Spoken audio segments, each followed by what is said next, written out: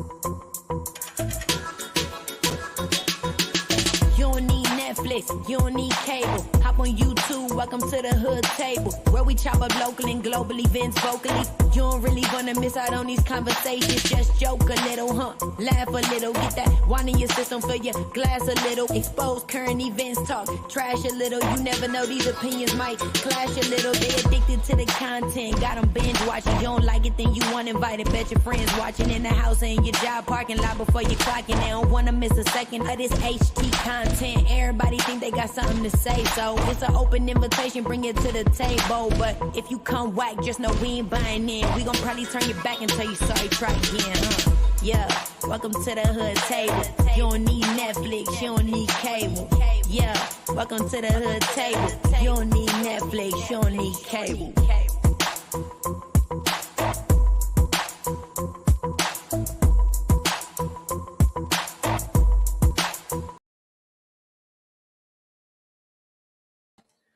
What's up, hoodies? Welcome back to the Hood Table one more again. Come on in. Make sure you guys are liking and sharing the video on your way in. And also feel free to subscribe to the channel. If you are new here, thank you. Please and thank you very, very much.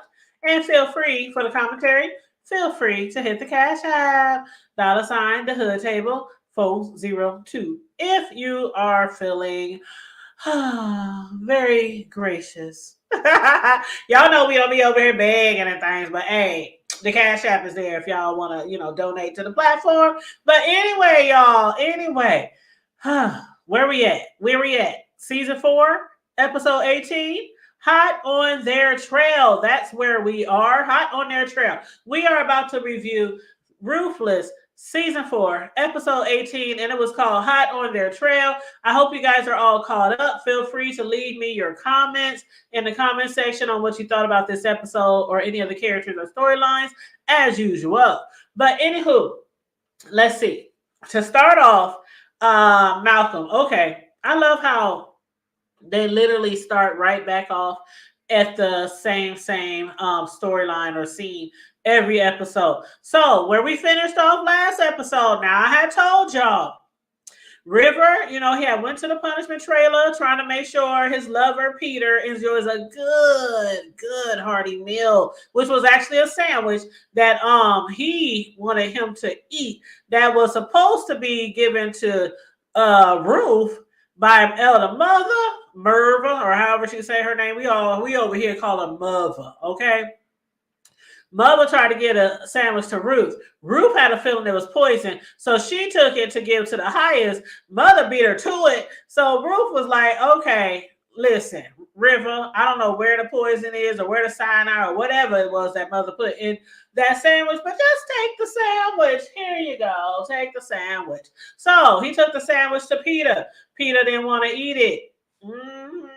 Now, we saw at the end of last episode how he was damn near trying to force him to eat the sandwich that Mother made for Ruth, not knowing that Malcolm, with Peter's assistance, had set him free. He was set free. So before River could even, get Peter to take a bite out of anything, Malcolm was kicking River all up in his grill. He was hitting him all up in his shit, man. He was tearing him up. And so at the beginning of this episode, they picked right back up. Malcolm was attacking River, leaving him lying on the floor without his robe. Malcolm done undressed him, derobed him, unclothed him, okay, and put on River's robe and took off without Peter. I really was thinking that Peter was going to be able to coerce Malcolm into bringing him along. But unfortunately, though, Peter wasn't able to convince him that he could be of help. He was trying to tell him, you know what, I know how to get out of here. I know where the cars are. I know the escape routes, all this kind of stuff. But Malcolm wasn't hearing that. Even though he was unsuccessful the last time he tried to escape, he still wasn't trying to hear that. So again, Malcolm left both River and Peter behind, then took a few bites from that poisonous sandwich and took off running towards the hole in the gate. Did y'all see that? It went from the hands of Mother to Ruth. Ruth tried to give it to the highest. Then Ruth gave it to River. Then River tried to give it to Peter. And guess who ate the apple? Malcolm ate the apple, okay? But anyway, he ate that poison sandwich, had a few bites because he was hungry. He was starving. He looked like he was starving. But he didn't get too far, though. being that the car on the outskirts of the camp was on the wheel hubs. So I don't know what's going to become of old Malcolm, especially since he took a few bites out of that sandwich. But anywho, Peter, he was finally able to free himself and try to get River to escape with him. Once again, to Peter's dismay, River wasn't going nowhere. So Peter, fed up with River's bullshit, wretched around. He wretched around. Child, River thought he got it from Malcolm. Again, Peter wretched around and popped him dead in his mouth. I was like, dang, everybody always manhandling River. That boy need to start standing up for himself, learning how to protect himself or something. I don't know. But moving right along. Agent Desiree and Agent Kyle, they done finally figured out that Deputy Polk was killed. Mac was the one to actually inform them. But what Desiree didn't understand was why Mac didn't put that in his report. We all know why. But she said, you knew that he was dead. He claims that he didn't put it in the report because he couldn't prove that he was dead. He said he's just assuming that he's dead since the man been missing for what? 2 seasons? I don't know how much time that is in TV show time, but it's probably like 3 months. But it's been like 2 seasons since we seen Deputy Polk. Then to make it sound sweeter, Max said that Polk was also on drugs. He had to put some sugar on top of it to make it sound good, y'all. Knowing that man was not on drugs, just put some dirt on the man's name. Why don't you? But yeah, he done told old FBI agent Desiree that Deputy Polk was addicted to drugs. Now the sheriff, he also chose not to share with the pair, but he was embarrassment. He was embarrassment. He was embarrassed. So he chose not to share with Agent Desiree and Agent Kyle as well because of embarrassment, because he don't know what happened. He don't know where the deputy is. And he got all this stuff running amok in his town. Just got people running cults, people disappearing, people selling kids, people buying drugs. They doing laundering money. They doing all this stuff, and he don't know where his deputy is. Okay, we all know where he is. But anyway, Andrew told Agent Desiree that Melinda killed Deputy Polk, which is true. But he refuses to tell her where the body is. Why? Because that will also incriminate him, since he's the one who put Polk in his car and then pushed his car into the river. Did y'all forget about that? Yes, he sure did. Andrew, he was lowering up. He was like, where my lawyer? I ain't got nothing else to say to y'all. He wasn't trying to tell them anything else, so he hurried up and lowered up. But he did tell Desiree that her job is going to be on the line for keeping him locked up, instead of allowing him to help them out. As if he hasn't already had 4 seasons to help. He literally, again, I don't know how long that is in TV show time, but in our time, it has been 4 seasons. 4 seasons, and he has yet to help out the feds, okay? And then in the meantime, the feds are still waiting for the warrant to invade the compound. Now, back to the compound. The Hyatts was sitting with Daikon, while Daikon was counting the money. The Hyatts had ordered Daikon to make sure the feds didn't bug his car. So while Daikon's checking the car, the Hyatts was waiting for his safe to be delivered. And on the way out, the Hyatts summoned Ruth. Then afterwards, we see Lewis and George making plans to not allow the safe onto the compound. And you see how that went. They were able to drive right on through with the safe on the back of the truck. And then Ruth, she was interrupting Mother's conversation with another member. Now, I can't remember the name of the member's name. I know it wasn't Bridget. It didn't look like Bridget. They showed like the side of her face, and then she walked away. But she had interrupted Mother's conversation with another member to share with Mother that she had gave that sandwich to the hog. She was lying, right? And now the hog is rolling around in the mud, sick as hell. Ruth was trying to get Mother to confess to try to poison her, but Mother wasn't fasting. She wasn't fasting. She said she didn't want Ruth to feed it to the Hyatts because he deserved something better than what they eat. You know how she talked, like the Ruth. I love how she say her name. She say, instead of Ruth, she say Root. But anyway, mother even tried to say that the hog was probably already sick before Ruth gave it to the gave the sandwich to the hog. Ruth was like, "Yeah, we'll see what the highest says about that," because she knows that the highest has her on this level right now, like high up on the totem pole right now, because he is really convinced that she is pregnant with his seed. And we know how the other women around there get pregnated. But this one, he really thinks is his own flesh and blood, okay? His own DNA. But anyway, being the highest, has summoned her anyway. She headed over to his trailer where she learned that once they purchased the hotel from the seller, the deal would include more than a money transaction. Ruth was stunned. Ruth was horrified, y'all. Did y'all see her? Like, oh my God, her stance talking to the highest. Oh, she had to play the poker face. I'm telling you, Ruth was stunned to find out that the children would be the down payment for the purchase of the hotel. Ruth, barely able to contain her composure, was like, what? Why does he want the children? Why? She's like, why does he want? What is he gonna do with the children? To which the highest responded, why would any old man want some young girls? Mm-hmm. Oh Lord, the highest. Ooh. Anyway, the highest was sitting there as if trading property for children for property was something that happens every doggone day. He was like, well, we all got to grow up at some point in our life, so the kids got to grow up too. He was like it was second nature. And we do know what he experienced when he was growing up, okay? He was like, that man was touching him as early as 6 years old. Now, the man that he's referring to, is that the man that he's trading the kids for?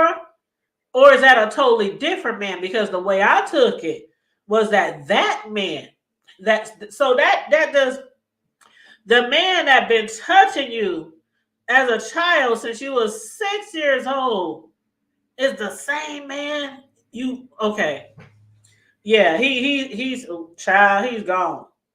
He's gone. He's out there. He's gone. Ain't no coming back. It's like the prey has totally become the predator. Like for real, okay? So the children are going to be the down payment to hold the hotel for him. The highest told Ruth he came up with a name for their son. He wanted to name him 7, but then decided on calling it 1.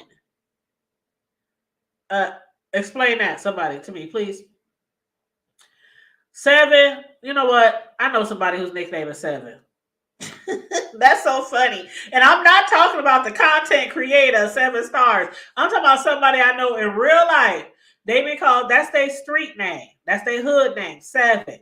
And that's what the highest wanted to name their child, but he decided on naming it 1, like O-N-E. Numero uno, 1. Uno.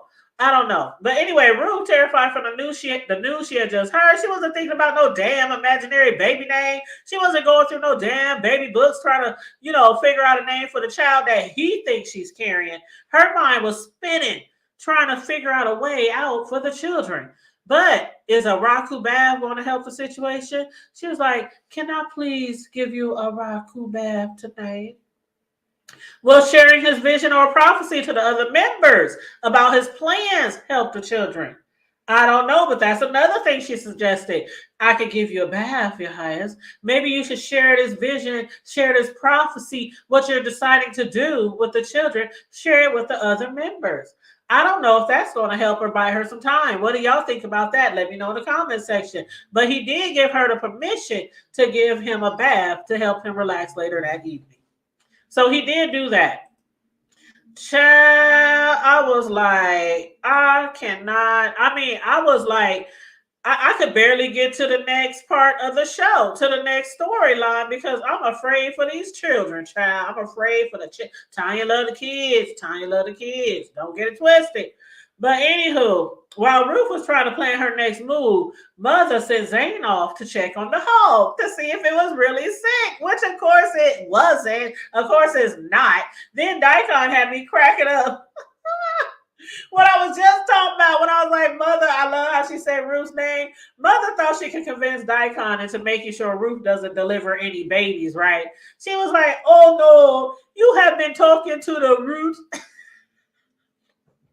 Child. Daikon, he always so frustrated with Mother. He said her name is Ruth. Ruth.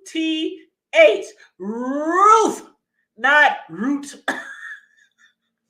Man, Mother's crazy ass talking about, well, maybe you're both trying to get rid of me. M.E.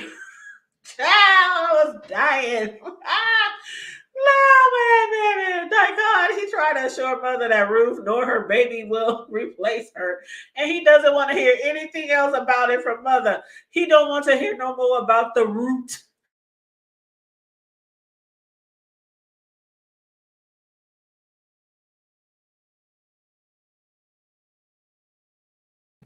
Y'all, I was gagging. He don't want to hear no more about the root. Oh my God. I wish Daikon and Ruth got back to business, if y'all know what I mean. If you know, you know. But anyway, moving right along. Towards the end of the show, Agent Desiree got a call from the senator, Aaron's father. Aaron was hiding out behind a diner across from the sheriff's office, and he was calling his father from a payphone. I'm like, where the hell they still got a payphone in the United States? Ain't that some shit in the country? A payphone in the country. But anyway, Aaron, he was behind the diner calling his father from a payphone and told his father that the sheriff was in on it and that a black cop shot a female deputy. And the next thing you know, before Sheriff Conley and Matt could go to lunch, Agent Cal was escorting Aaron into the sheriff's office. Y'all, this shit about to get good. It's about to get good. Malcolm is still out there, probably passed out somewhere like an old dying dead dog and the old squirrel. You know how he probably laying out somewhere like roadkill after he done ate that sandwich that Ruth was supposed to eat in the first place. And now, oh my God, they know Sheriff Conley and Mac, not just Sheriff Conley and Mac is in on it with the cult members, with the highest. I cannot wait till the next episode. Come on, y'all.